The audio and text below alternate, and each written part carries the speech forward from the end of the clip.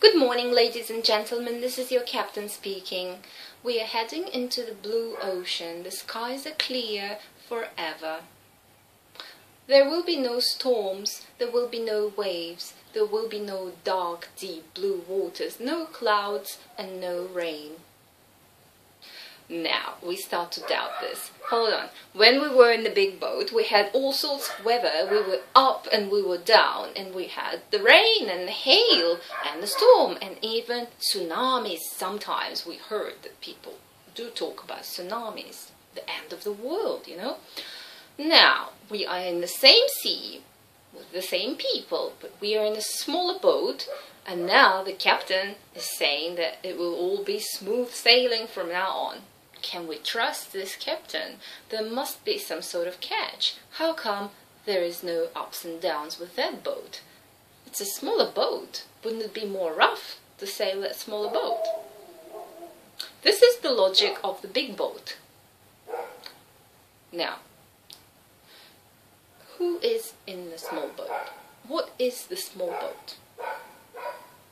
And why is Lena saying that you should be there? As I mentioned yesterday, the big boat is the majority. The small boat is the minority. What's the ratio? Is it 99-1 or... No, it is about, I'd say 70-30. Maybe 80-20 in some areas. So that boat is not really that small, no, but it's a smaller boat. Is it the same for everybody? No, it is different. The big boat is the majority. When you follow the majority, what do you get? Everybody is driving to the beach this weekend because the weather is nice. What do you get? Traffic, higher prices at the beach because the sellers know that everything is going to get sold, queues, no space on the beach to put your mat, no privacy, polluted waters because everybody's in, and all sorts of accidents because people all rush to the same spot. This is what the majority is doing. Now, you make a choice according to what the majority is doing. The majority, I'm sure, is going to go to the beach. Why don't I stay in? Yeah, but it's sunshine. This is how the majority thinks. If it's sunshine, is it really worth the traffic, worth all the chaos on the beach, and worth paying more money and getting more tired, or staying in and reading a book? This is what the minority will do. Going somewhere where you're not under the sunshine. Perhaps. Maybe taking a day off during the week and going to the beach. Not when everybody else is there. There's plenty of options. But the minority options, they seem more difficult. They don't seem as intuitive and as easy to do most of the time. When it comes to work, when it comes to buyer behavior, when it comes to choice of partner, somehow it is in our instinct to follow the big group. But is it such a good thing? What if the big group decided that they're going to like some sort of product? What's going to happen to the prices? What's going to happen to the product? There's going to be less. The demand is going to grow. The prices are going to grow. What's going to happen in the end? Everybody's going to end up having the same thing, and it will have less value. Okay. Now, being in the minority has a lot of advantages. Why? Because less people want what you want. And when less people want that you want, there is more of what you want to go around. This does make sense. So when you come to the market, and everybody loves bananas, and people are buying bananas, and there's a pile of apples, nobody likes apples, and you get a kilo of apples, you get the best apples at probably a cheaper price. And you don't need to push everybody to get you your bananas and get some rotten ones too, because somebody else was there earlier and got all the good ones. You take what everybody else does not want for some reason. Maybe because it's not popular, maybe because it has not been advertised, Maybe it is because people do not know, and that is often the case too. Maybe because of the prices, but believe me that 10% or 5% difference in price will be made up for, compensated somewhere else. The time you save and the stress that you save yourself from pushing a sale with the people is 10%. Come on, do you need to be there? Do you need to experience all this struggle fighting with other people, and everybody will end up having the same thing? It is with timing, it is with driving, it is with clothes, it is with the way we think. If we are in the minority on that side, this is the minority side in linear thinking, of course it's the right side to me, so if we are on the right side, on the minority side, it is easier to move around because everybody else has gone the other way. Think about work. Think about how everybody starts work at the same time and goes home at the same time. All the traffic, and at lunchtime we go to lunch at the same time and order the same thing. So the food is not as good and there's a lot of people in the restaurants and so on. What if you shifted just a little bit? Forward or backward? This is what I used to do in Korea and was hated for it by my co-workers. This was a long time ago, back when I was working in the companies. Looks like it's a wet stain. And first I started with everybody, and it took an hour and a half to get to work with all the traffic. And later I talked to my boss and I said, I'm going to start work at 10. And this is a no-no. It's like, how can you do that? And I said, I will take lunch also at a different time, and I will go home at a different time. And later I shifted it more towards the early morning. And it took only 25 minutes instead of 1.5 hours to get to work and from work. Not from work, it took longer, but anyway. It saved an hour of stress and time, which is precious. It saved me a lot. Yet the majority will look at you like you are the minority. The majority, and if we are in the majority, we don't like the minority. We are there on a congested highway going in this direction where everybody else is going. We look on the other side and see cars speeding by. A few cars. And we wonder, oh, why is it like this on this side? Why isn't it like that? I wish I could be driving like that, you know, free, woo-hoo-hoo, singing a song instead of pushing the brake and changing the gear. And 1 and 2, and 1 and 2, and 1 and 2. Every minute. Where are those people going? Why aren't they here? Why are they there? Why, they don't know that there's a beach and the sunshine. Sure, they know. They just choose to be on the other side because it's freer. And life is like traffic.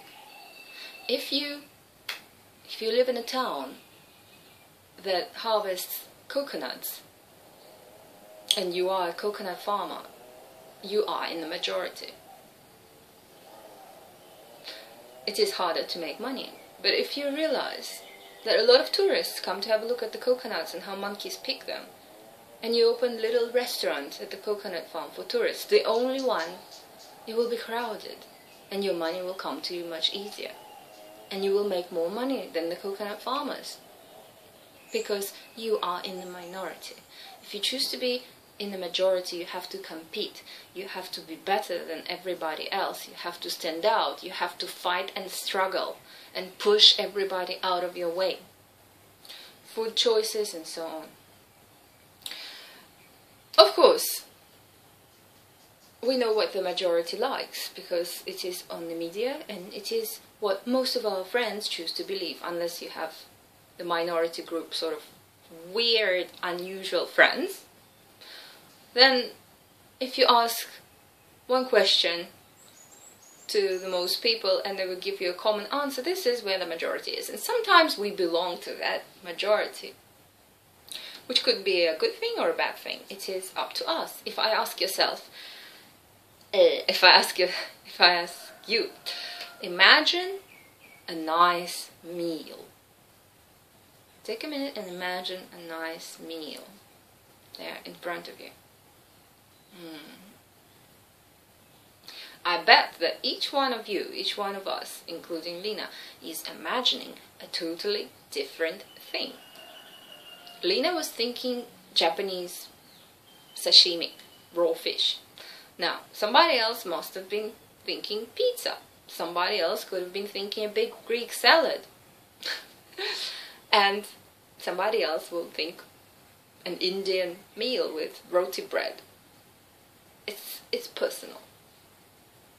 Yet, when you say, my hobby is fine dining and I like good meals, and people can relate to it. I like good meals too. Yet your definition of good meal is totally different. Well, same here with the majority and the minority. And I'm in between and you're in between somewhere. We don't usually lean to one side too much. And I'm certainly not inviting you to become a maniac and jump into the small boat of the really, really rare, crazy, spiritual people who cannot relate to the people at the big boat. Because in the end, we all work probably at the big boat, and we all have to deal with the big boat, and our parents live in the big boat, and most of our friends live in the big boat, so we travel a lot between the small boat and the big boat. When I say the big boat, you can imagine whatever you want to imagine. Your heart will tell you this is right and this is not right. Yes, I think that people should not drink milk. This is my small boat and big boat. And people who do drink milk are in the majority, right? You might think nothing about milk, yet you think people who people who prefer, let's say, to keep animals in the house, like little dogs and cats and birds, they're in the majority, right? A lot of people do that. Yet you think that it is limiting the animal's freedom and it has a lot of hair and it's actually really bad for your lungs. Suppose.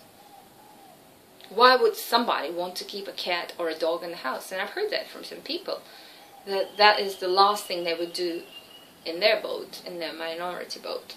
We all have our own convictions. This is when we are in the small boat. The small boat is as different as the big boat. It is personal to everybody. Let's say that there are a lot of small boats.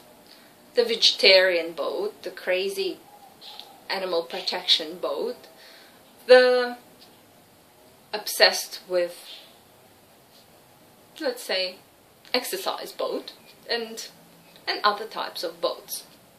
But we choose which one we want to swim to. We choose because something is telling us that that is the right boat. It has your name on it. You want to get in. Once you get in, it's easy sail. You just have to go through the day. Repeat your yesterday. What was your yesterday like? There's still another day. Remember what I said? Your life consists of yesterdays, not of what is happening at this very moment, because you're probably on your high, inspired and wanting to do well, but of what you did yesterday when nobody was watching. And this is life. Looking at the past 10 years, 20 years, and it's all yesterday, we can see that that's exactly what happened. Nobody was watching. Nobody read my thoughts, and I was not carrying an LCD screen above my head.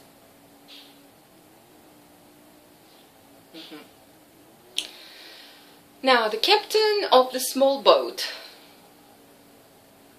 is saying, easy sail, no storms, no rain. What does that mean? Does that mean that there are no downs, that you're always up, happy, happy, happy? Do they give like free ecstasy at the boat? No. There's everything in the boat, whatever you can find. Yet, you're happy because you're happy with yourself. You are happy with what you are, who you are, that you finally made it, that you finally made your life into what you always wanted it to be, that you listen to the intuition in your head, that you listen to the inner voice, wherever it came from, and that you made this hard swim across the current, across across the sea to the small boat, and you finally got in through effort, and you never want to go back unless it's seeing your parents like for a day. It's okay, you can slide back. Then you'll have to go back. But now you're strong. You're a strong swimmer, and it doesn't really take you long to get back to the boat. It wasn't like the first time. Every time you swim back to see your friends, to discuss the vomit on the floor, and who got engaged with whom, perhaps, who had a baby. Yeah, you're still interested in that. Come on, it's all you've been talking about for the past 10 years. Well, most of the things, you know, neighbors and friends, we want to keep in touch. We swim to the big boat to see them. We sit with them enjoying their chewed food. Yes, there's a portion for you. They're very happy to see you, and they're not so happy to see that you've changed because, hey, don't you like the chewed food anymore? Or you think you're better than us? No, guys, I'm just weird, and I like to live in a small boat, but I'll come to see you like every Friday. It's okay, right? And we can talk about the vomit. It's fine. Yeah, I see there are carrots in there. And I understand that you don't want to hear about the ocean out there, how it doesn't have waves or sharks or storms, because it sounds like a fairy tale to you, and you don't want to hear a fairy tale. Okay, I understand that. My parents, they never want to listen to it. Yeah, perhaps they don't discuss the vomit on the floor, but they discuss how dirty the floor is and how somebody should clean it, and nobody does because everybody's so corrupt and lazy, and nobody wants to clean the floor. And nobody gets up to clean it. Because it's not their responsibility, and it's not about them. Okay, am I criticizing the majority? Am I criticizing myself? Yes, for some things. When I end up in a crowd or in traffic doing something on an autopilot, you know, wake up, slowly have breakfast, and then get out of the house. How come everybody else is here? Then I say to Lena, why are you in a big boat again? Go to a small boat. Can't you plan better? Can't you think all the time? This is the difference. In a small boat, you don't need to think most of the time. You accept things as they are.